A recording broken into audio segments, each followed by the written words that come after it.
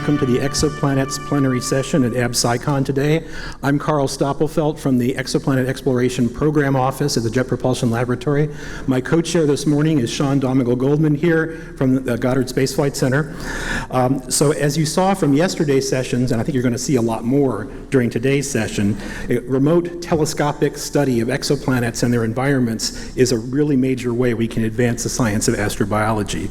And we can go beyond just the limited number of settings in our own solar system for this. We can go to a full universe, a galaxy of planets, which now has passed 4,000 that have been confirmed by a number of methods. So the pace of that is doubling every 2.5 years. So there's a very bright future for astrobiology in exoplanets. So the missions that take place in NASA and European space agencies that are related to exoplanets are shown on this graph here. So this includes some general purpose telescopes like Hubble and Spitzer and Gaia, as well as dedicated missions like CORO, Kepler, and the recently launched TESS mission. And there are many more, as you can see on the arcs, that are missions approved for building into the future. So there's a lot happening in exoplanets. But only right now the James Webb Space Telescope is among these that can do exoplanet biosignatures and habitability. So the question is, what is going to come after these? All right, all these arcs are leading to something, and the question is what? Well, the United States has a decadal survey of astronomy and astrophysics that will decide what the next mission should be across the discipline and for exoplanets. Every 10 years they do this, and that survey is starting up now. So anticipation of that, NASA headquarters about 4 years ago chartered 4 large mission studies that could go and do potentially exoplanet astronomy. These all have dozens of people and millions of dollars invested in them, and they will provide mission concepts in detail to the decadal survey to evaluate. So these are the ones that we want to talk about in this session today after leading off with the James Webb Space Telescope, and you'll see that they could do some very groundbreaking work for astrobiology. So this session is intended to inform you about those mission concepts and JWST and get you thinking about what should be next. So here's the outlook for the rest of the session. We're going to start next with Vicki Meadows, who is our overall astrobiology conference chair, who will be talking about the James Webb Space Telescope and what it would do for our understanding of exoplanet habitability and biosignatures. Vicki.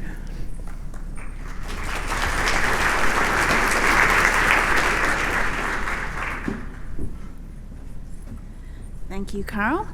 Okay, so that's not what I was expecting. Let me get my talk up. All right, so while the talk is coming up, oh, there we go, perfect.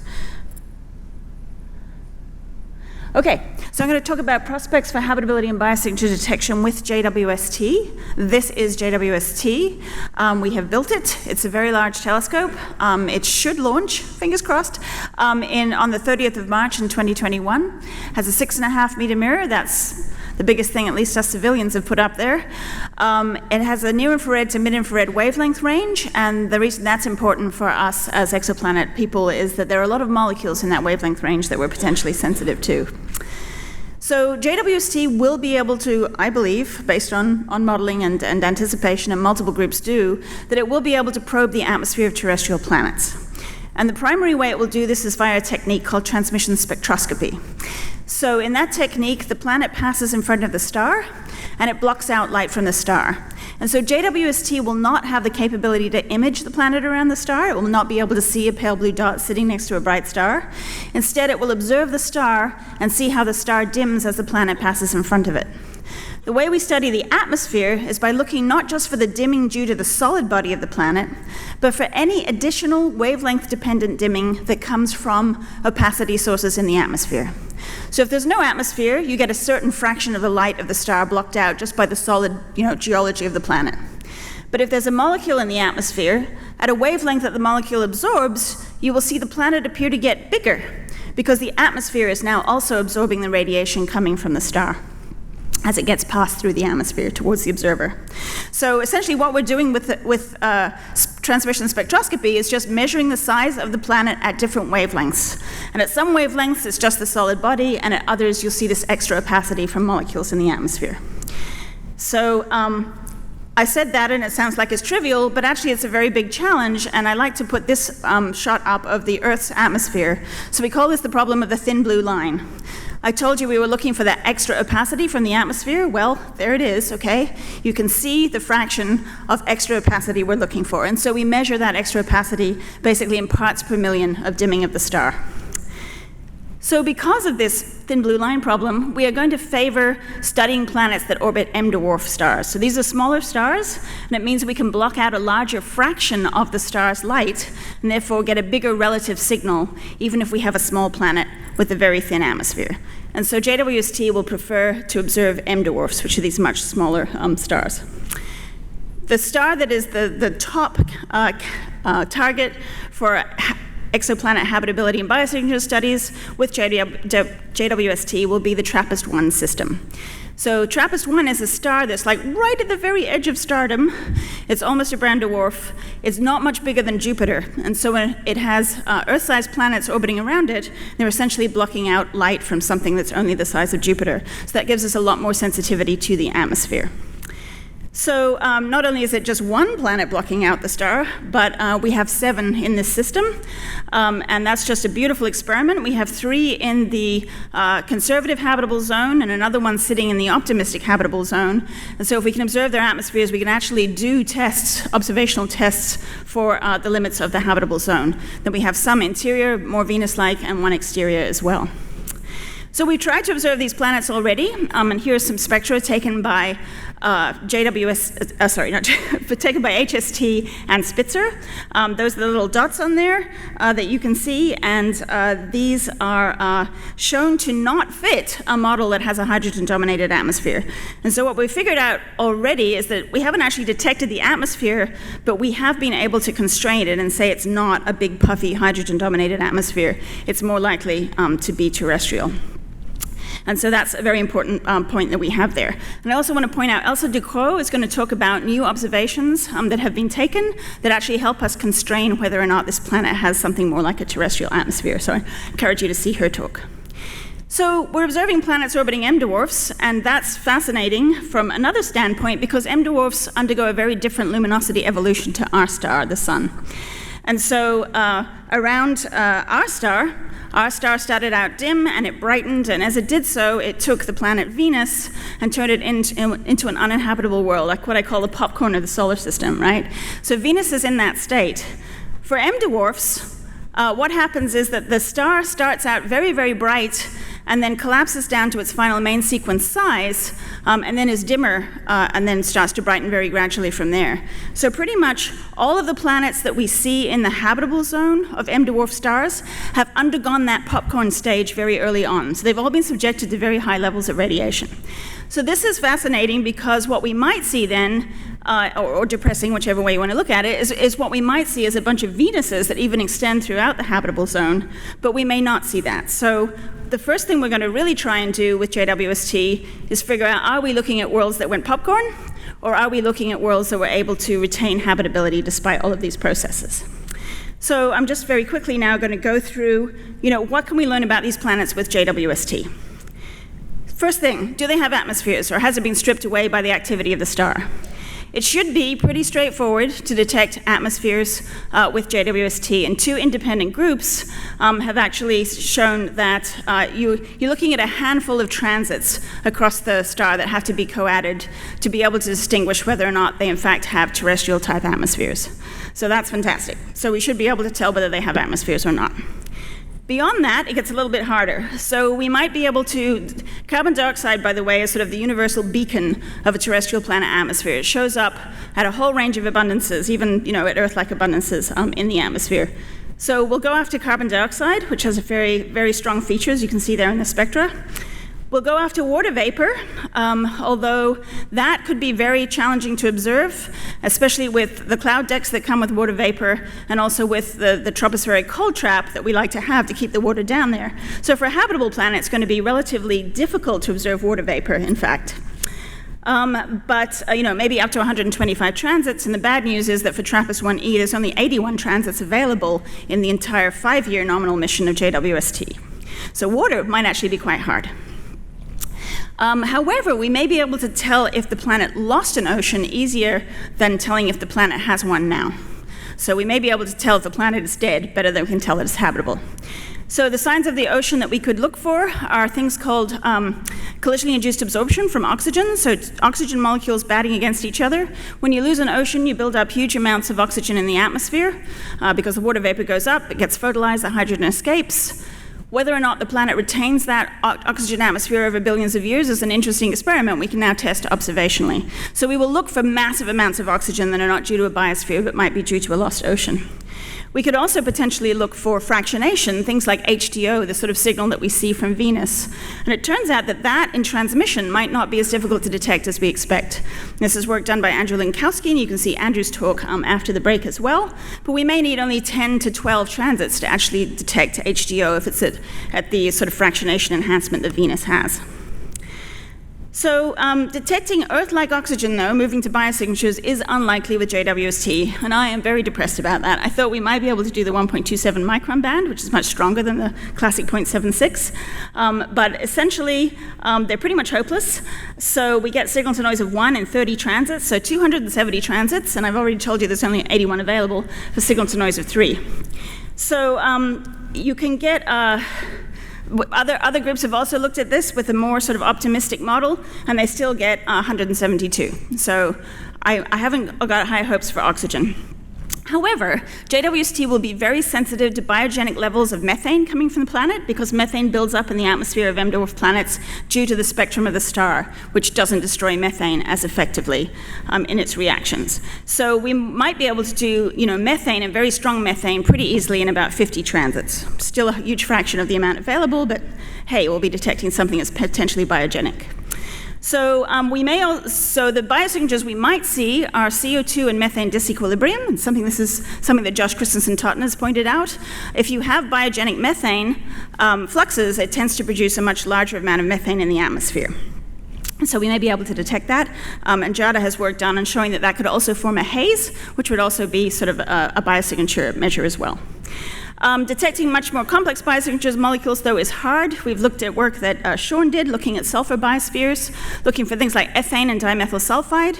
They do produce features in the spectrum, but you can see there from the error bars that in the range of the longer wavelength instrument, we really aren't sensitive to these. But I also point out there that, ironically, if the planet has a haze, we actually get a bigger signal because the haze photochemically protects those more complex molecules from being destroyed. So in summary, for biosignatures, we won't get oxygen. We might get CO2 and methane. We might be able to pull a disequilibrium out of a sort of early Earth-type atmosphere. We may get haze, but we're not going to get probably the more complicated things.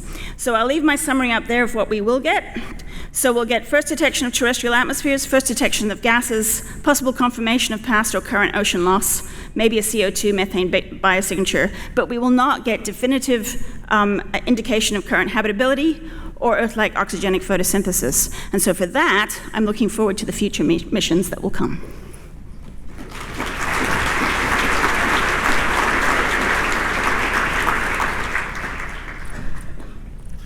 Thank you, Vicki.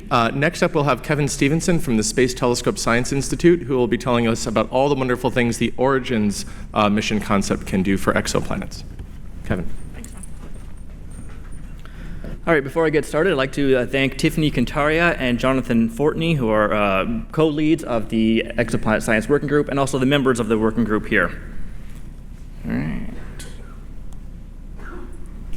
Okay, so the Origin Space Telescope is from the community, by the community, and for the community. And what I mean by that is, originally, the Origin Space Telescope was a far-infrared surveyor mission concept, and it was really designed through the process of the astrophysics roadmap back in 2013, and it has evolved forward into this Origin Space Telescope mission concept, where we are focusing not only on the far-infrared, but also in the mid-infrared. And it is brought to you by community members. So members of the astrophysics community and astrobiology community have been involved in the science and technology definition team, planning out these observations and designing the mission concept. And really, it will be for the community, before everyone who can propose for telescope time. About half of the telescope time available will be open to the community so they can perform their own guest observer observations. Now, there are 3 high-level scientific questions that the Astrophysics Division is interested in answering. And those questions are, how does the universe work? How did we get here? And are we alone in the universe?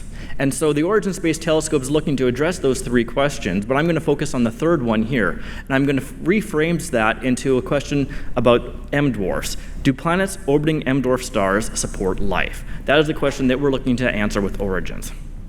Before we get into that, let me talk a little bit about these M-dwarf stars. Vicky gave a great introduction to the TRAPPIST-1 system, and I'm showing you here the Sun and TRAPPIST-1 on scale is roughly the size of Jupiter, as Vicky mentioned.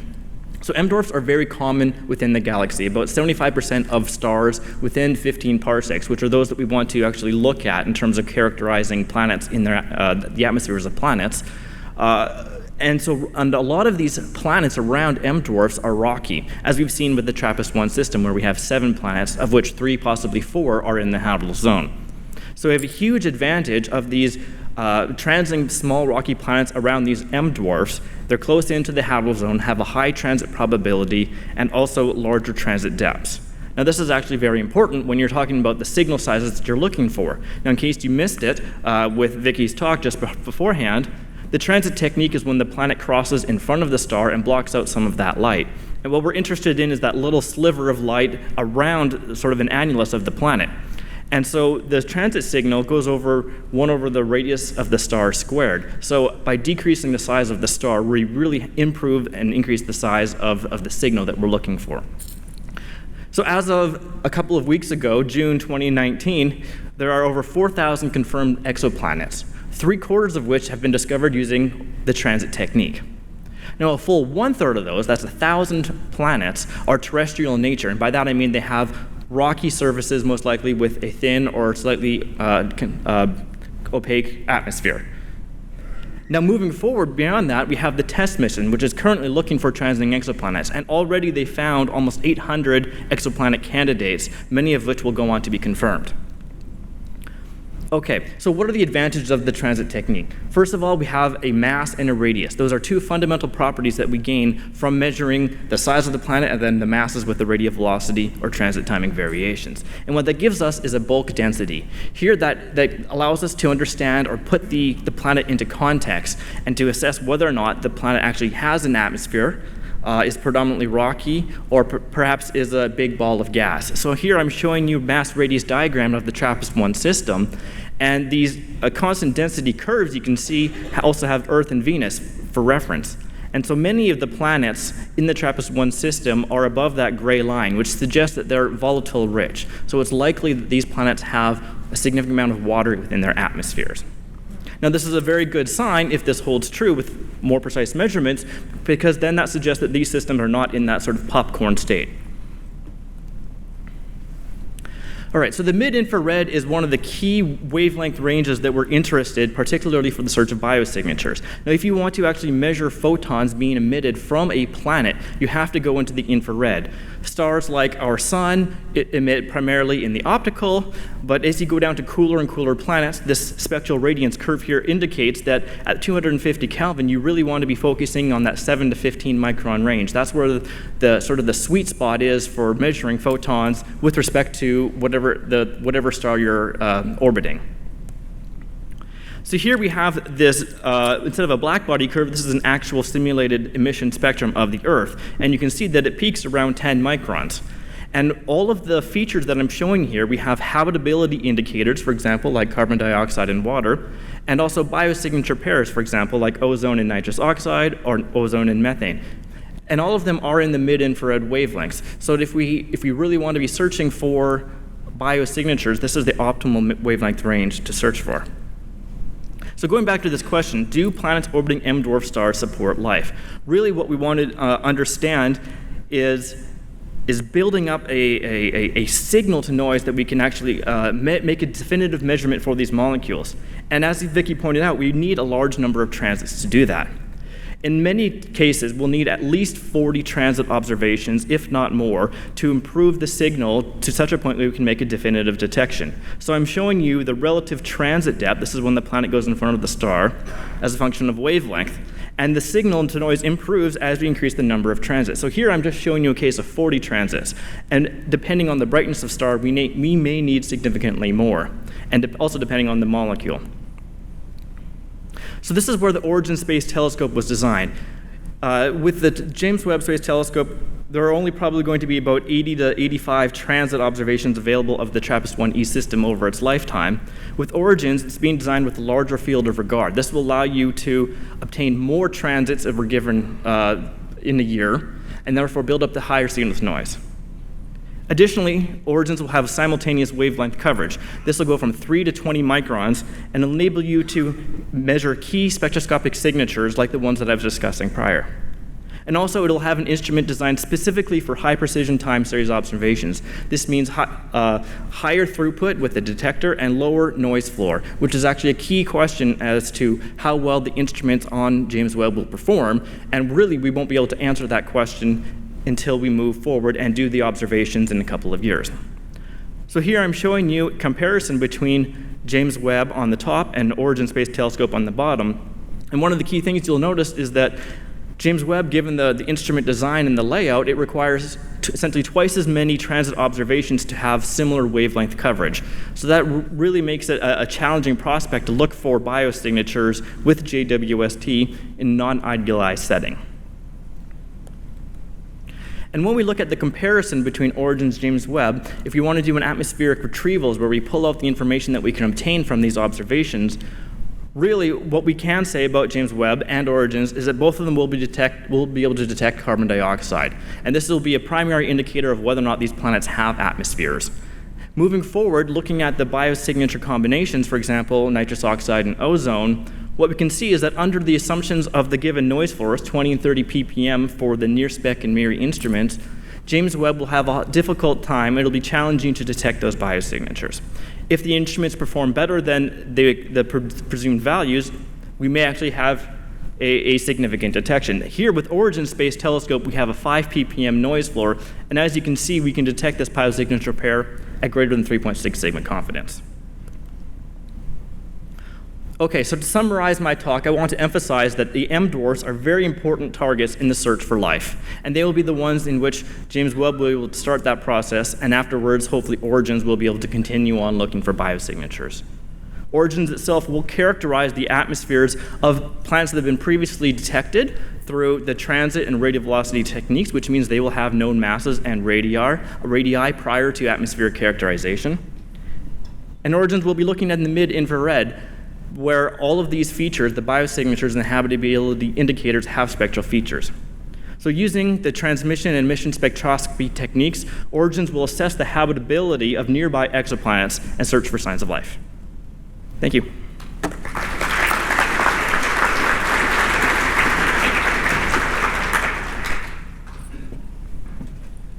Thank you, Kevin. Our next speaker, if we get the slides up, will be Dr. Giada Arney, who's my colleague at NASA's Goddard Space Flight Center and is also the lead of the LUVOIR team's science support and analysis team. Wait a second while we get those slides up. Thank you. Thanks, Giada. All right, so hello everybody. I'm Giada Arney. I am a planetary scientist and astrobiologist at NASA Goddard. I'm really delighted to be here talking about the LUVOIR mission concept, which I'm really excited about. I'm especially excited about it to be talking about it at AbSciCon, which is easily my favorite conference. So what exactly is LUVOIR? LUVOIR is a large space telescope concept in the tradition of Hubble. So it stands for the Large Ultraviolet Optical Infrared Surveyor Telescope. That L in large is not a lie, and I'll show you on the next slide how big LUVOIR is. We think of it as similar to Hubble in that it has a similar wavelength range to Hubble from the far UV to the near IR. It would have a suite of imagers and spectrographs on board that are versatile and capable enough of answering questions that we can't yet conceive of, similar to what Hubble did. This observatory would be serviceable and upgradable and would have a time allocation model following what Hubble does, and that this would be a primarily guest observer-driven facility. Okay, so how big is LUVOIR?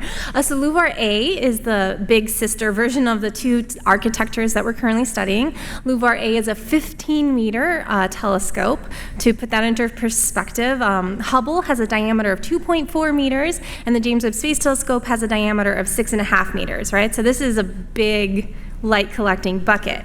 LUVOIR B, the little sister to LUVOIR A, but she's still pretty big, is an 8-meter telescope, right? So still larger than James Webb, not quite as large as LUVOIR A. The reason why LUVOIR has been driven to such large apertures is we want to maximize our chances of discovering life and habitable conditions elsewhere in our universe. We want to see other Earths, right? Like, this is the holy grail for exoplanet astronomers and many astrobiologists. We want to know if there's other Earth-like planets out there. And we're beginning to get a sense from exoplanet census surveys of how frequently rocky planets occur in their star's habitable zones. And that's great, and that's really important information. But that doesn't actually tell us how common these things are, right? We don't know how common are truly habitable planets. We don't yet know how common inhabited planets are. And these are the questions that we astrobiologists really want to know the answers to. So here are the exo-Earth candidate yields for the LUVOIR concepts. These were calculated by Chris Stark from the Space Telescope Science Institute. He also calculated the exoplanet yields for the HabEx mission concept that you'll hear from next.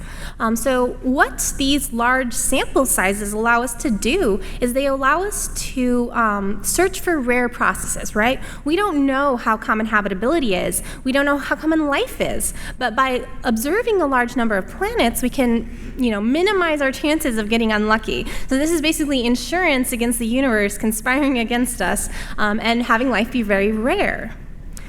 So with 54 exo-Earth candidates, which is what we anticipate getting for LUVOIR A, that sample size would guarantee seeing at least one planet that truly has life, or at least has, remotely detectable biosignatures with 95% confidence if the frequency of inhabited planets is 5% of all candidates. And as for LUVOIR B, so 28 exo-Earth candidates would guarantee seeing at least one planet with life at 95% confidence if the frequency of inhabited planets was 10% of all candidates. So if life is rare, large sample sizes will help you find it. But what I think is also really powerful is that in the case of a null detection, if you don't find anything, LUVOIR would tell us just how alone we are in the universe. So in the plenary session yesterday, Sarah Walker was talking about, trying to understand this very unknown parameter, the probability of life in our universe as one of the sort of fundamental constants of our universe that we have no idea what the answer is to. LUVOIR is a kind of mission that would be able to start tackling these higher order terms of the Drake equation, right? That we don't know, we don't know how the frequency of habitable conditions are, we don't know what the frequency of life is, but in the case of a null detection, we can at least place a useful upper limit. All right, so what exactly are we going to do to search for biosignatures and habitable conditions on exoplanets? So what we'll do, of course, is we're going to take spectra of their atmospheres. So here's the spectrum of Earth, or I should say of modern Earth. The first thing we'll probably search for, the first thing we'll search for is water vapor, because water is central to our definition of planetary habitability, and it's really what the habitable zone concept is based upon, right? So by observing a bunch of planets in and beyond the habitable zone and looking for water, we'll even be able to test the concept of the habitable zone. For planets that show signs of habitability, we'll start to search for biosignatures. Now, one important biosignature for at least modern-day Earth is oxygen and its photochemical byproduct ozone, as I'm sure you're familiar with, right? So oxygen is produced by oxygenic photosynthesis, the dominant metabolism on our planet. It's a metabolism that uses cosmically ubiquitous compounds to power itself, like water and CO2 and starlight. And it is such an energy-yielding metabolism that perhaps it would be incentivized to evolve elsewhere. So we definitely want to go after oxygen. We can also go after ozone, its photochemical byproduct. The strength of ozone features in the spectrum, particularly in the UV, scale non-linearly with the amount of oxygen in the atmosphere. And so they allow us to go after very low oxygen abundance atmospheres where the oxygen itself might not be detectable. We could also look for biosignatures like methane. Now, methane is a really interesting biosignature, right? Because methane if we look just a couple planets down from us, right, so like Mars might have methane, that's really exciting, but like if we look beyond Mars to Saturn's moon Titan, right, so Titan has an atmosphere that's composed of about 3% methane. Earth's atmosphere has about 1 part per million of methane. Yet in the context of Earth's atmosphere, that methane we consider a biosignature because it's mostly produced by life. In Titan's atmosphere, most people would not tell you that that methane is a biosignature, right? Like most astrobiologists would not say that the methane in Titan's atmosphere is being produced by life. So we need to understand the context of these biosignatures, or proposed biosignatures that we see in exoplanet atmospheres, to understand whether they're more likely produced by life or whether they're more likely produced by non-life processes. What we're actually going to measure from a planetary spectrum are the gas concentrations. But the concentrations alone are not enough to tell us whether there's life there, because you look at Titan has a lot of methane, that's probably not produced by life. You look at Earth has a tiny amount of methane, and that's probably produced by life. So what we have to do is we have to consider these concentrations in the context of the environment and the atmosphere that they're found in, as well as the context of the star-planet interactions that are going on, because the star and the photochemistry from the star can dramatically change the atmosphere. So LUVOIR will do this, right? It's going to observe as much context from the planet as we can, and it's also going to observe spectra of the stars, because we must understand the stars to understand the photochemical reactions that might be occurring in their atmospheres.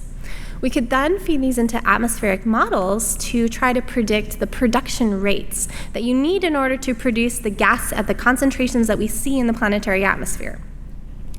And this is, for us, the holy grail, because production rates that cannot be explained, or perhaps I should say are unlikely to be explainable through abiotic processes alone, point to biology. So if you see a planet like Titan, where you don't need extremely rapid production rates to produce that methane in that context, that's much, much less likely to be produced by life, as opposed to methane in the context of Earth's atmosphere. And so this is the game that we're going to play in the future. But of course, we know from Earth's history that there's more than one way to make an Earth, right? I've been talking about modern-day Earth, and modern-day Earth is a great starting point. But Earth has changed dramatically over geological history. And I think one of the really powerful things about LUVOIR, as well as the HABEX mission concept, is that we've been thinking about how to detect biosignatures for all of Earth's inhabited history. So one of the explicit science goals of LUVOIR is we want to be able to detect life on Earth for as long as Earth was habitable. And so we've been thinking a lot about biosignatures through time. So for modern-day Earth, right, oxygen is hugely abundant in our atmosphere and is easy to detect. But if we go back to the Archean, oxygen was not detectable, right? And in the Hadean as well, oxygen levels were extremely low. So you have to think about other kinds of biosignatures. And then for the mid-Proterozoic, there have been studies that have suggested that oxygen levels may have been very low, potentially as low as 0.1% of the modern atmospheric level. And so if you have oxygen levels that low, you can't actually detect the oxygen in itself, even though it's in the atmosphere. So you need to think about these false negative planets as well that have life, but that life might be challenging to detect. For a planet with an anoxic atmosphere, there's been a lot of work by various people, including Josh Grisans and Taunton, who've suggested that if you see a lot of methane together with a lot of CO2, that implies rapid methane production that's indicative of life. And so that's something we would want to go after for these anoxic worlds. For a planet like the mid-Proterozoic, which might have had very low oxygen levels, you could go after O3 in the UV. So the O3 feature in the UV is the strongest ozone feature across the entire spectral range, and it's really important to access that feature for these very low oxygen abundance atmospheres.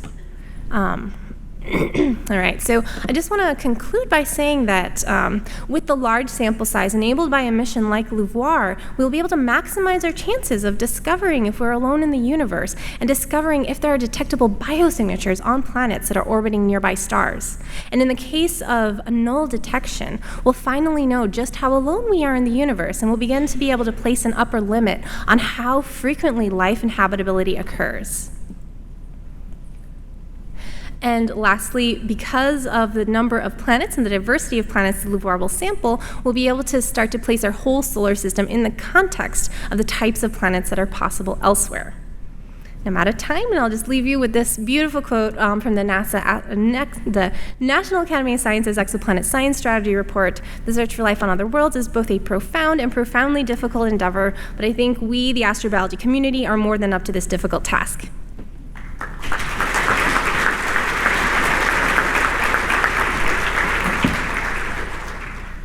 Thank you, Jada. Next up, we'll have Scott Gowdy from The Ohio State University, who is also one of the co-chairs. I know, had to do it. Who's also one of the co-chairs of the HabEx mission concept. Scott. All right, first I'd like to thank Sean and Vicki and Carl for inviting me to give a talk on HabEx. I will preface this by saying I am not an astrobiologist, although Sean keeps trying to indoctrinate me to becoming one, so I guess I'm starting to become one. I want to thank my co-leads on this mission. The co-community chair is Sarah Seeger. The mission is based out of JPL. Sorry about that. And back. And Bertrand Medicine, Elena Kiesling, Keith Warfield are all our leaders at JPL. Keith is our center study manager and keeps us in line. And this is our STDT. This is all the way back over 3 years ago from our first meeting. There are pictures of people that weren't able to attend or were added later, and then also people from the international community that are observers on this. So we have a relatively small team compared to some of the other STDTs.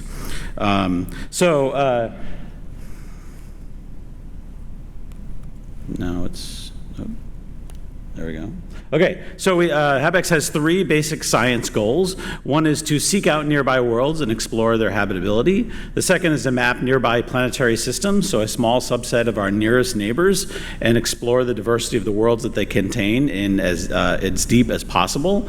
And finally, we have a third goal, which is to enable new explorations by extending our reach from the UV to the near IR. So this is non-direct imaging exoplanet science, and it constitutes a full 50% of our science of the time we expect for our prime mission. So I'd like you to walk away from here understanding that HabEx is not just a direct imaging mission.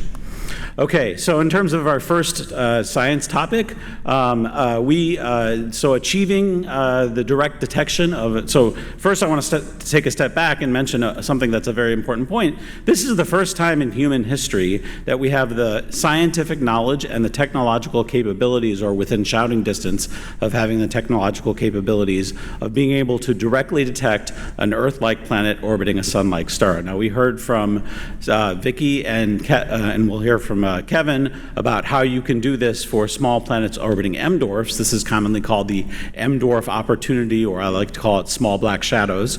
That is the fast track, and certainly something we should do, but we should also search for potentially habitable worlds and maybe even inhabitable worlds around sun-like stars using direct imaging in the reflected optical and eventually direct imaging in the mid-infrared. That requires us to go to space, and this is the first time we've been able to do that. We may have thought we were able to do that 10 years ago, but it turns out that that's not actually true. And I can talk to you during the discussion session for what we've learned in the last 10 years that enables this to be possible. The requirements are that we have to reach 10 to the minus 10 contrast, because that's the flux ratio of Earth to the Sun, with a resolution, and resolve the Earth from that star, if that star is at 15 parsecs, to 0.06 arcseconds, roughly. And so that's what you can see right here, and that's the capabilities that HabEx is going to try to achieve. Another point I'd like to make is it's common wisdom that you need a 10-meter telescope to do this. It's not true.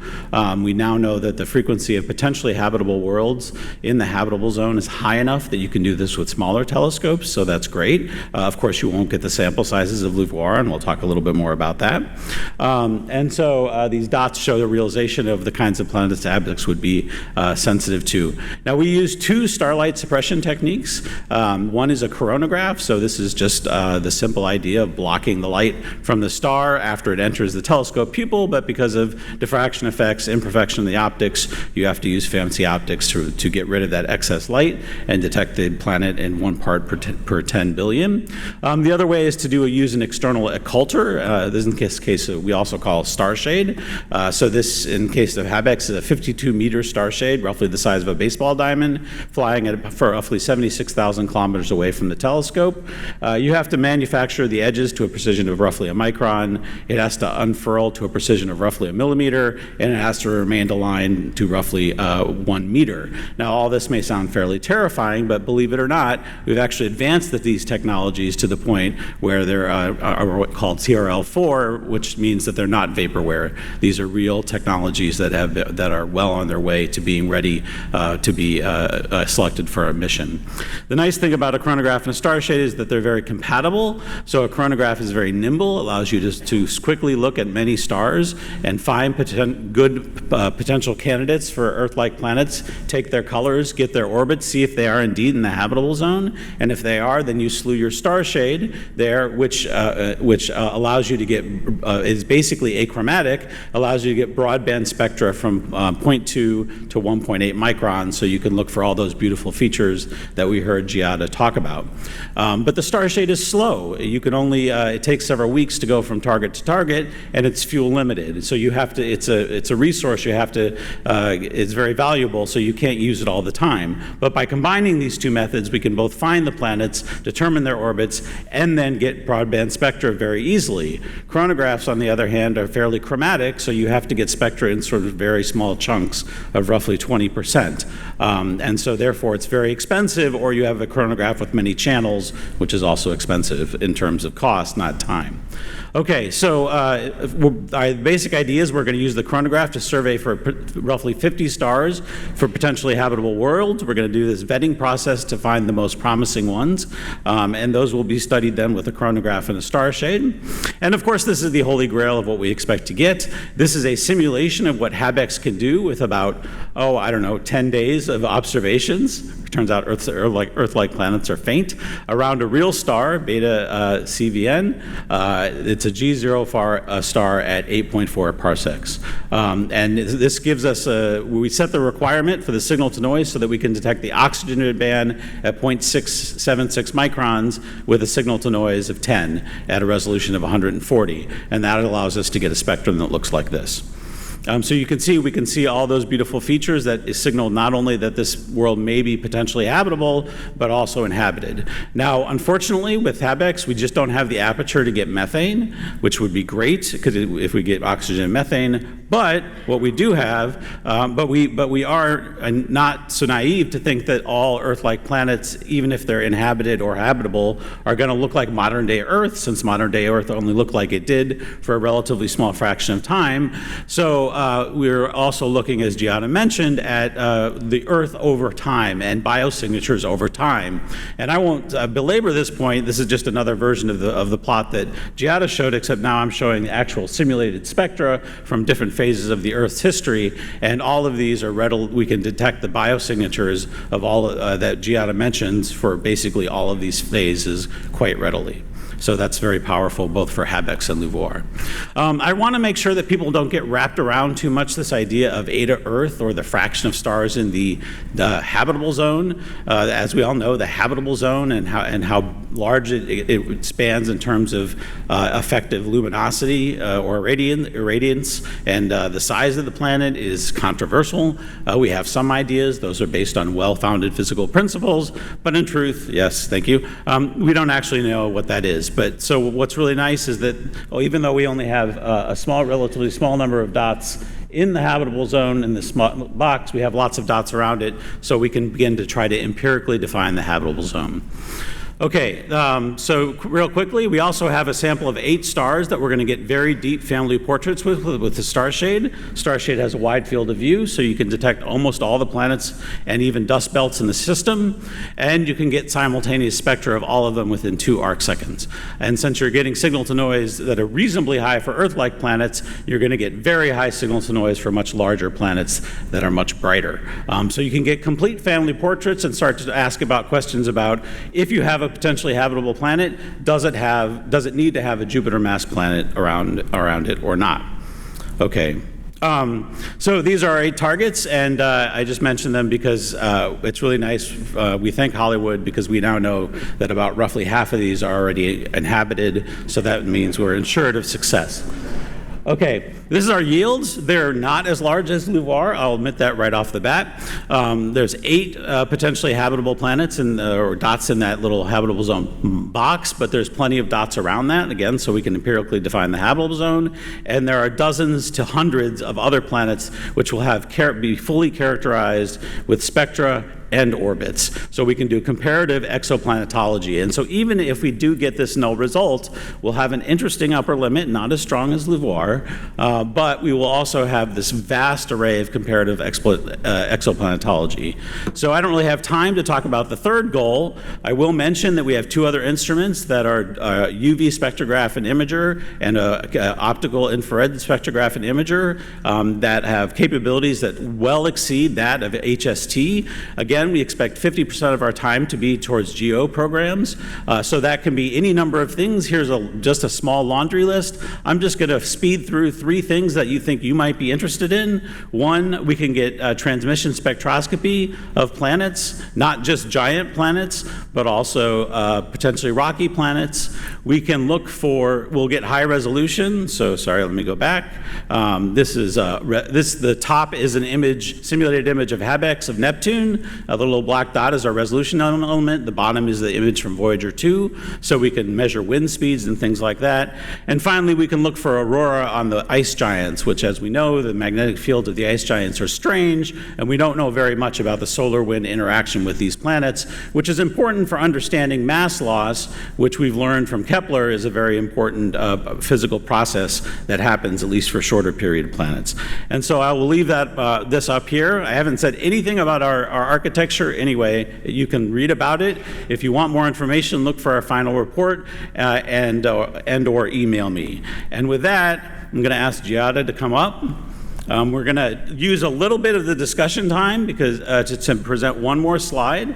So LUVOIR and Habex, the teams are often asked pretty much at every talk we give, what is the similarities or differences, or how are your 2 studies related?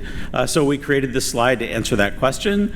The Habex and LUVOIR's teams and Links and Origins, as we already mentioned, have spent over 3 years, nearly 3.5 years, and many thousands of person hours and millions of dollars investing in these large strategic mission concepts to develop them to a level of fidelity that basically has never been seen before.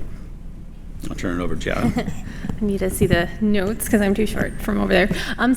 Together, LUVOIR and Habex have been working together since the start of these 2 studies. We're going to present, between these 2 studies, 11 different architectures to the decadal, which will help to provide a buffet of different options for the decadal to choose from, depending on what the landscape looks like when they're making their decisions. We've been collaborating for a long time, and we both agree that a joint astrophysics exoplanet UV optical near-IR observatory provides a bold and achievable vision for space astronomy. Thank you, Giada, and thank you.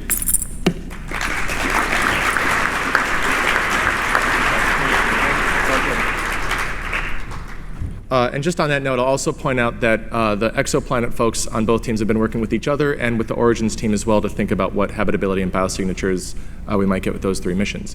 The last mission concept, we did try to get someone from Links here. We could not for various travel conflicts that were in place before we made our invitations. So instead of someone from the Links team, we're going to have my esteemed co-chair and the chief scientist of the Exoplanet Exploration Program Office, Carl Stapelfelt, talk about what Links can do for exoplanet science. Carl. Okay, thanks, Sean. I have some trepidation giving this talk because I'm not a member of the Links team or an X-ray astronomer, but we thought it was important enough that they be represented here so that we make this presentation. So the main thing I wanted to get to is that Links is the next generation X-ray general purpose observatory following the Chandra Observatory that was launched in 1999. Unlike the missions we've just talked about, it's not going to be able to assess biosignatures on exoplanets because planets don't really emit in X-rays. However, the environments of planets can be very strongly affected by X-rays and other forms of high energy radiation, and so that's why we wanted to make sure you knew about it at this meeting. This mission could very well be the one that gets selected by the decadal. So in ways that our heliophysics colleagues know that exoplanets get affected by their high-energy environment are shown here. There's the photons from their host star. There's energetic particles and stellar winds that are flowing by, at very high speeds and which have very hot gas temperatures. So these are going to affect what happens to the exoplanet. And so the four ways that can be the case is that, of course, we have our own stratosphere, which is the structure of which is determined by the input UV radiation to the Earth. This spectrum of input high-energy radiation totally affects the photochemistry in the upper atmosphere and whether or not you have hazes form that causes transparency to be affected. So that will affect what we can do with our future missions. The atmosphere erosion and escape is driven in large part by these high-energy processes, and thus the stability of the atmosphere, like, for example, what has been seen with MAVEN in the case of Mars's atmosphere erosion. And for the biologists, this high-energy environment is either a good or a bad force for forcing biochemical evolution. So we should really care for habitability, what's happening in our exoplanet host star systems. So LYNX will be a leap in sensitivity over Chandra because it's going to have 50 times the effective area, which means the optics that are shown there in center of the yellow circle are much more concentrated than they were in the case of Chandra, and it'll have a specific instrument set that's advanced as well. So here shows the Chandra mirrors, these nested cylinders on the upper left, and for 1,500 kilograms of mirror mass, they were only able to get 0.08 meters squared of collecting area. LYNX will have a larger outer diameter for its primary, but using these densely packed mirror elements, it'll be able to achieve a much larger effective collecting area with a smaller mass. It will have these three instruments, which I don't have time to go into. The grating spectrometer is particularly useful for the applications we're talking about here. And so there are really three areas where LYNX could be able to build on what Chandra and XMM and the upcoming European Athena mission would be able to do to help exoplanet habitability. The first is characterizing the spectrum of high energies that are incident on our exoplanets. And so here is a plot of emergent radiation. This is a model from a stellar-type star going from 1 angstrom out to 1,000 angstroms. So this covers the extreme ultraviolet on the right and then sort of the soft X-ray region. The extreme ultraviolet, you can see all the lines there from multiply ionized species.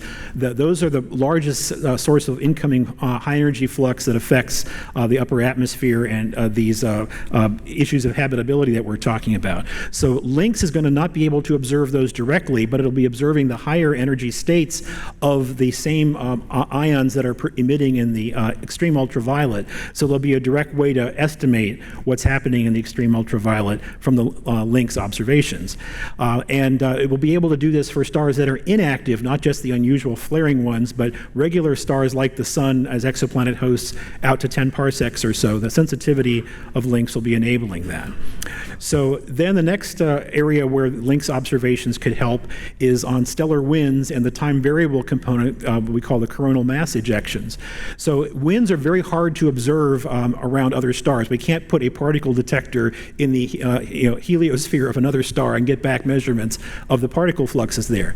But what we can do is take a very highly ionized species like oxygen-7 here, and as it flows out from the star, it's going to hit the interstellar medium, the gas between the stars, and it'll become a charge exchanged with a proton out there, and then it'll be in an excited state, which will then decay and produce X-ray emission.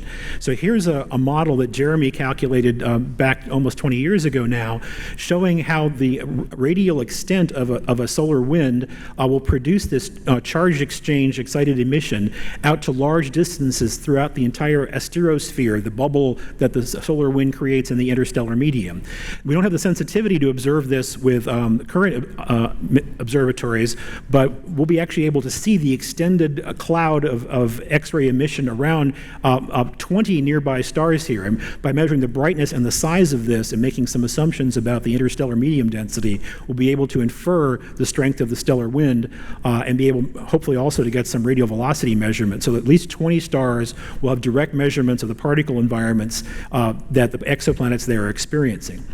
So part of that environment is the variability in the winds, these coronal mass ejections seen here in the Solar Dynamics Observatory observations. These are the kind of things that only happen occasionally, but when they do, they have a really large effect on atmospheric stripping, again in the MAVEN example. So here's a Chandra Observatory X-ray time series of these flares and mass ejection events going from left to right. This is something we can see now in very flaring and active stars, but we can't really measure in stars that are more like the sun, quiescent ones. So LINX could make this measurement for typical stars along with radial velocity measurements of the strength of the flow, and this would have a large impact to the modelers who are trying to see how fast atmospheres erode. So the last thing is, just like JWST and the Origins mission, you can do spectroscopy of an exoplanet in transit in X-rays. So this is the only detection that's taken place to date of a hot Jupiter, HD 189733, that's incorrectly labeled there, with the Chandra Observatory. You can see it's a very marginal detection. Fortunately, we know the time of the transit well from other techniques. But if we can do this in the X-ray, and this is a simulated observation with LINX, you can see the planet moving across the star. There's a solid core of the planet, and if there's an extended escaping atmosphere, that's what will give us the leverage to see the absorption feature there and then do spectroscopy of it. So the composition of the atmosphere could be inferred for this, certainly for hot Jupiters around solar-type stars, as in this example, but potentially also for Earth-sized planets around those small M stars that we hear our other transit missions talk about. So in summary, LINX will assess the energetic extreme ultraviolet and X-ray fluxes of inactive stars, reaching many times farther than other facilities. And this dark energy of the winds of the stars and coronal mass ejections will inform us what kind of environment may have taken place around the exoplanets that LUVOIR or HabEx or some future mission would be able to see spectra of. The composition information is potentially there, and the main thing that enables LINX to do this is it has the very high spatial resolution of only half an arc second relative to the Chandra Observatory and even relative to the XMM and even the Athena observatories. So that is the LINX story.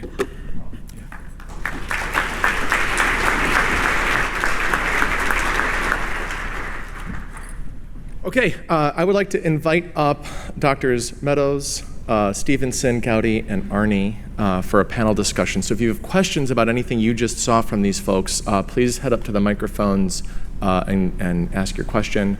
While you're moving there and the folks are moving up onto the stage and to the table, I will make 2 points. One, a reminder of something Carl said at the start of the session. None of these missions are happening for sure. They are all concept missions that are being submitted to the Decadal Survey, the Astrophysics Decadal Survey, for consideration. Except for JWST. Except for JWST, which has gone through its Decadal Survey. Thank you. You know something we don't. No. Thank you. And 2, all of them, including JWST this time, do a lot of astrophysics related to how habitable environments could have formed in our universe in the first place. And we asked all of these folks to talk about the exoplanet habitability and biosignature case specifically, but that's not the only astrobiology they do. Okay. I'm going to start with Dr. Mary Wojtak. I was wondering if you guys could comment on the other missions that are out there, so Plato and Ariel from ESA, and also the contributions that TMT, if it gets built, and ELT will make to the search. Maybe let's go through who wants to take Plato? I can take Plato or Plato. I've never gotten a straight answer on how I'm supposed to pronounce it. So this is a fantastic mission, which is ESA M4. As I think, M4 mission. And it's, you can think of it something like a Hubble on steroids. So it has a 500 square degree field of view. It has something like 32 cameras. And they're going to look at, within this 500 square degree field of view, it's going to look at, so that's roughly 5 times Kepler. It's going to look, they'll have several cameras pointing at each section, and there'll be a central, I think, 200 square degrees where there's 32 cameras. It has a somewhat different strategy as Kepler, at least the current planned strategy. It's still in flux as I understand it. It will look at 2 fields for 2 to 3 years each. So that's sort of almost the duration of the Kepler large field. And so it will be sensitive, potentially habitable planets, Earth-like planets orbiting sun-like stars, so it could improve our estimate of A to Earth. But it also do a step and stare for along the ecliptic of, I don't remember how many, something like a dozen fields. And so it'll find a lot of really bright stars. I think but Plato's real contribution that's going to be not only finding transiting planets around bright stars, but it'll actually be able to do astroseismology of a very large number of stars. So we can be able to do things like ask about the frequency of planets as a function of not only the host spectral type, but also the age. And I think that's one of the most important things. So when do you want to take Ariel? Yeah. So Ariel is also an ESA mission. It's planning to launch, I think, in 2027 or 2028. It is a roughly 1 meter diameter mirror. It's about 1.1 by 0.7. It's an oval mirror. And it'll do primarily transmission and mission spectroscopy. So this will be operating typically in the near and mid infrareds. It has an instrument from 2 to 7 microns and also a second guiding instrument with some spectroscopy capabilities in the sort of 0.5 to 2 micron range. Its primary science focus will be more survey-based rather than looking at a small number of exoplanets. Because the overlapping wavelength range with James Webb, it won't be able to do the in-depth atmospheric characterization. But if you think about how much time it takes to build up a statistically significant sample size for many of these, for example, hot Jupiters and warm Neptunes, it'll be able to look at hundreds of these planets, perhaps doing phase curve observations, certainly the transits and eclipses, and build up a broader understanding of these planets. This is a really good opportunity to do exoplanet atmospheric studies with the planets. Okay. And so for the ground-based, yes, there are 3 telescopes that are being built, TMT, GMT, and ELT. Two US and European telescopes as well. And they will have 30 to 40 meter apertures on the ground. Their challenge is looking through an Earth-like habitable atmosphere to try and study an Earth-like habitable atmosphere elsewhere. But they've come out with a really interesting technique called template matching, where they use ultra-high resolution spectroscopy and rely on the motion of the planet around its star to actually shift those spectral lines backwards and forwards. And if you know the orbital period, you can actually look for something shifting in the data that is not the Earth's atmosphere. The Earth's atmosphere, thankfully, stays very steady, and so these lines will move backwards and forwards within that. So there is the possibility in the next 3 to 5 years potentially to go for oxygen from the ground using this particular technique. But we've yet to see how successful that's going to be, even with that shift, whether or not we're able to disentangle that from the Earth's atmosphere. But that's certainly high on the list for those telescopes, and some of the first generation instruments are going to be looking for that. At the moment, the VLT, the Very Large Telescope, which is the precursor of the ELT, the Extremely Large Telescope. So the VLT, they're also looking at potentially coupling instruments together, a sort of a starlight suppression system and a very high resolution spectrometer to be able to go after this in the very short term for Proxima Centauri B, which is a very good target for that. So possibly even in sort of the next 3 to 5 years, we might have actually attempt to do that. So the ground will race JWST actually for the first detection of an atmosphere around a terrestrial type planet. And I will say that for a handful of targets, I think it's still under somewhat of a debate exactly how many, and it depends on what the ultimate performance of these very large telescopes are going to be. They may be able to do direct imaging of Earth-like planets around nearby M stars, a handful of nearby M stars, and also maybe be able to do mid-infrared observations. I think there's an instrument called METIS on ELT that could actually do thermal observations. And for even a very small number of planets, it may be possible to do both optical and mid-infrared imaging to get both the spectra, but also the sizes and albedos and radii, which would be quite impressive. To make one other comment. So there's the template matching technique, but there's also just transmission spectroscopy, which will also be attempted, and I believe there's going to be a talk on that in the Characterizing Exoplanets session. So, but the thing you should take away from this too is, except for the direct imaging, we will again be studying these M-dwarf planets, which have this interesting childhood, and that's fun and interesting from a terrestrial exoplanet evolution standpoint. But if we really want to go after the sun-like stars, things like the star that we orbit, then we are waiting for the space-based direct imaging missions to do that. Okay, next question here. Hi, Ben Pierce, McMaster University. So after listening to Dr. Meadows and Dr. Arne's talks, it sounds to me like the remote detection of oxygen in a planetary atmosphere with JWST and LUVOIR is kind of grim, at least with respect to TRAPPIST-1E and with low atmospheric levels of oxygen. So can you comment more on this? You know, is there potential to find oxygen, and what are the limits? What does a planet have to have for oxygen levels in order for you to detect it? Well, I don't think it's grim at all for LUVOIR. I think Earth's history tells us that maybe Earth-like planets with large amounts of oxygen might not be too common if we just think about the history of our planet, but that isn't the be-all, end-all of biosignatures. Like, we frequently start our conversations with oxygen just because it's such an important biosignature for Earth and modern-day Earth. But there are other biosignatures that we need to be thinking about because they have been strongly detectable for a large fraction of our planet's history, like methane in the context of an atmosphere with a lot of CO2 implies high source fluxes of that methane that can point to life. Ozone is a way to indirectly infer the presence of oxygen, even if you can't detect the oxygen itself. If you can detect that ozone feature, you know the oxygen is there. It's just not, it's just not spectrally expressing itself. So I think the picture is not quite so grim as it might have come across. Like I'm actually pretty optimistic about LUVOIR's prospects for biosignature detection. Yeah, so I'm surprised that you got that from the LUVOIR presentation, and if you thought that from LUVOIR, I'm sure you'd think HABEX is completely dead, not just grim. But actually, HABEX was designed to be able to detect the oxygen band at point. I mean, one of the requirements is that it is able to detect at signal-to-noise 10 and resolution of 140 the oxygen, the O2 band at 0.76 microns. Is that right? And of course, ozone is much easier to detect, so you could detect ozone at even lower levels. And as Giada said, and maybe this point I didn't make this very clearly, we actually think that we can detect a lot of the alternative biosignatures that Giada talked about over the course of the Earth, even with HABEX. Of course, it's for much smaller numbers of targets, but nevertheless, we can still do it for a significant number, a large enough sample that we can say, put an interesting upper limit. So I don't think it's grim at all. I think with the only place where it's slightly grim is maybe biosignatures with JWST. Would you agree with that, Vicki? Yeah, absolutely. So I think the oxygen biosignature with JWST is grim, but we can detect very high levels of oxygen from ocean loss pretty straightforwardly. So we may ironically see oxygen on planets orbiting M dwarfs, but at such abundance that it doesn't look like it's a biosphere. It looks like it's a remnant lost ocean.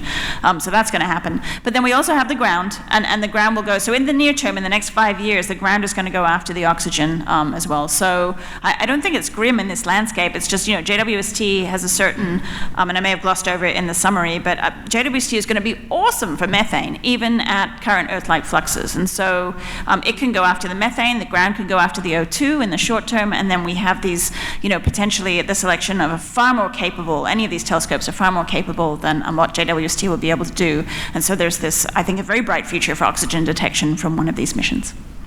Thank you. Kevin, you want to speak for Origins on ozone or oxygen? Right, so Origin Space Telescope won't have access directly to oxygen, but because ozone, as Giada was mentioning, if the presence of ozone indicates that oxygen exists, we'll be able to detect at 9.8 microns. And I think with Webb, with the MIRI instrument, it'll be challenging to do, but with Origins, if it goes through as designed, then I think ozone will be, after CO2, the next easiest molecule to detect. And I believe, just a point of clarification, for the TRAPPIST system, it is a little bit more grim for the direct imaging missions. Is that correct? Oh, For transiting? Yeah, it's No, I'm sorry, for the direct. Did I say transiting? For the direct imaging. Yeah. No, it's a terrible target for direct imaging. I tried to clarify, and then I just said it backwards. Proxima Cent is probably. Yeah, Proxima Cent is great. Proxima Cent we could do, right? And Proxima Cent doesn't transit, so direct imaging is the best way to go after that. That and the ground-based template matching. Did I answer your question? Yeah. Okay. Carl, I think you were next, and then we'll come to this other mic.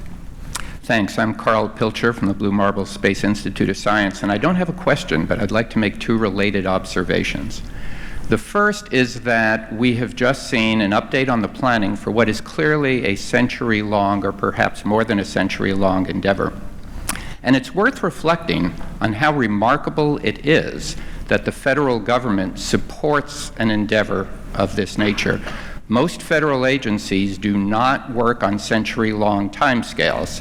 In fact, you're hard-pressed to find a federal agency that works on a timescale longer than, let's say 5 years, occasionally 10. The Veterans Administration is one, for obvious reasons. The EPA, when it's working properly, is another. But this concept of the federal government supporting a century-long endeavor to get information about Earth-like planets and potentially find life on a planet around another star is just amazing. And it speaks, I think, to how compelling this endeavor is. It's compelling on the same level as maintaining the habitability of our own planet and supporting people who have served this country and in some cases at great expense to themselves. So it's worth thinking about that. The other observation is how many young people, students, other early career researchers are here at this meeting. I'm seeing lots and lots of faces that I have not seen at previous AbSciCons. And one of the great things about this field and this community, of course, and I think everybody in this room knows it, is how well it attracts the best young researchers, because we have these profoundly important problems and stimulating problems to work on. The relationship between these two observations is pretty clear. It's a really good thing that the second one is true, given that the first one is true. But it really is, I think, together, these are really the glories of this field and this community. Can I make a comment? Yeah, please do. Those are two fantastic points. I want to mention something about briefly sort of to riff on your second point, which is that the exoplanet field itself is relatively young, right? So I started a few months before 51 PEG-B was announced, and I grew up with many of the people that I talked to on a regular basis. We grew up as graduate students together when we could count the number of exoplanets on one hand and actually knew their names. Now it's 4,000 and some, and yeah, I don't have that memory anymore. I think for example, in the National Academy of Sciences Exoplanet Science Strategy, we worked very, very hard to have exactly equal gender balance, and our committee was extremely young. In fact, I was one of the oldest people on the community, and that was intentional because the field itself is very young, and I think the astrobiology field is probably even younger in many ways, and it's not only nice to have the young people who are invested in the future, but that also helps to increase the diversity and the representation from underrepresented groups by drawing from a broader pool of people.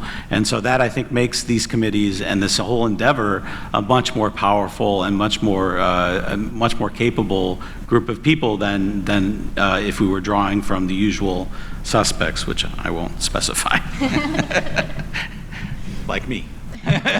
No, and I absolutely agree with that point too. And since this plenary is kind of supposed to pique your interest and feed into the sessions that come afterwards, I want to give a shout out for the Characterizing Exoplanets for Habitability and Life session, which will be full of some absolutely fantastic early career scientists presenting their work. And in particular, I wanted to give a shout out to Jake Lustig-Gager. My talk is pretty much Jake's thesis, and so go listen to those talks and learn more about this from the people who are actually doing the work. Here and then back over there. Yeah, so Micah Scheibel, I'm from Georgia Institute of Technology. I was just wondering if there's any benefit to using the sunshade with these other mission architectures. I guess I'll have to take that one. So we typically call it a starshade. Friends of mine call it a space daisy, whatever makes you happy. It does look like a daisy. So the nice thing about a starshade is that you can, let's see, how do I say this in a polite way? You can pretty much put any telescope behind it, and as long as it has the collecting area and it'll actually reflects photons at the wavelengths you want, then it basically works fine. And that's the beauty of the Starshade. So any sort of crappy, wobbly telescope you have, whatever, that's fine. It just has to have a significant aperture to get the photons from the planet. So there is an endeavor led by Sarah Seeger, a probe-class mission study called Rendezvous, which would rendezvous with the WFIRST Space Telescope and enable direct imaging of exoplanets. Now, of course, it won't be as capable as HabEx or LUVOIR by any stretch of the imagination. It's a smaller starshade, it's a smaller aperture, but it will be able to do a lot of great science, and furthermore, it will actually demonstrate this technology of a starshade, which will then enable future missions like HabEx or maybe a LUVOIR-B with a starshade, or a LUVEX, or somewhere in between. So that's one of the beautiful things about the starshade, is it can be matched up with any telescope, even JWST, for example, although that has practical problems otherwise, like timing. And I agree that starshades are awesome. They have fantastic throughput compared to at least current chronograph designs. I love starshades. I cut a lot of my scientific teeth working on observing exoplanets with starshades as an undergrad at the University of Colorado. And the reason why LUVOIR doesn't have a starshade as part of its baseline concept is because it would have to be absolutely enormous, possibly too big to fit into a rocket easily. So the starshade, it grows with the size of the telescope, and so I forget exactly how big a LUVOIR starshade would be. I think it's like hundreds of meters. Yeah, so LUVOIR-A would be 100 meters or something. But There's a one in the appendix is 100 meters, but there's designs that might come in the future. Yeah, so You could access a truncated wavelength range if you wanted to, and then you could shrink your starshade. Right. So I think LUVOIR-B could get away with a starshade that's not much bigger than the 52 meters that HabEx does. So as much as I think those of us who have been working on HabEx and LUVOIR think that we're going to be done in August when we submit our final reports, I suspect there's going to be more work that has to be done later to try to bridge the gap between the HabEx, and, which is a 4 meter with a starshade, and LUVOIR-B, which is 8 meters without a starshade, to see if there's some intermediate architecture that we can take advantage of the starshade and the chronograph. Apologies to the folks still at the mics. I'm going to have to move on to closing remarks for the session so everyone can get to coffee. Two things. One, if you still have questions, a couple great places to ask them are coming up on the agenda later this morning and this afternoon. First, the Characterizing Exoplanet Habitability and Life of Future Space Observatory sessions 1 and 2, which Vicki has mentioned a few times. Actually, these folks were originally going to present in that session. They kind of got pulled up to the plenary, and we backfilled with early career folks, so we're really excited about that. And then second, you might have heard me mention Carl as the chief scientist for the NASA Exoplanet Exploration Program Office, and said, what is that? Well, you can find out today at lunch between 12:20 and 1:20 p.m. Those are both in the agenda if you need to find the specific room. And then lastly, this was mentioned as part of the panel discussion and following Dr. Pilcher's comments. I really do believe that all scientific endeavors require a diverse set of voices to participate, but I think that's particularly true for interdisciplinary endeavors such as the ones we heard about this morning and we'll hear about all week. So in that, to support that, we've got some events going on at EBSCON this week, starting with tonight at 5:15, an Allies and Advocates in Astrobiology discussion on diversity and inclusivity. At 4 p.m. on Wednesday, a session on fostering inclusive education practices from K to 12 to funding agencies. And at 1:30 p.m. on Thursday, growing the astrobiology field, inviting K to 12 undergraduates, underrepresented groups, citizen scientists, and the public into the search for life and its origins. And one last announcement, also tonight we have a public event at the University of Washington. It is the public event for this meeting. It's only about a 10-minute taxi, Uber, Lyft, whatever, a 20-minute ride away across the bridge, depending on how many cars are on the bridge at the time. The title of that is The Search for Extraterrestrial Life, What's It All About? We have a lot of our current and former Bloomberg chairs of astrobiology at the Library of Congress that will be part of that. I'm looking forward to that as well, so I hope you attend. Oh, and Morgan has something to announce? Yes, go ahead. Sorry, Mary sent me up here. I'm part of the organizing committee. My name is Morgan Cable, and I just wanted to point out, in creating a safe environment as part of this conference, we do have a code of conduct that's on the AbSciCon website. I encourage you to check it out. Of course, we have absolutely zero tolerance for any discrimination or harassment of any kind. If you do have any questions, feel free to stop and ask me, Vicki, or any of the other members of the SOC. And of course, if you see something, say something. Thank you.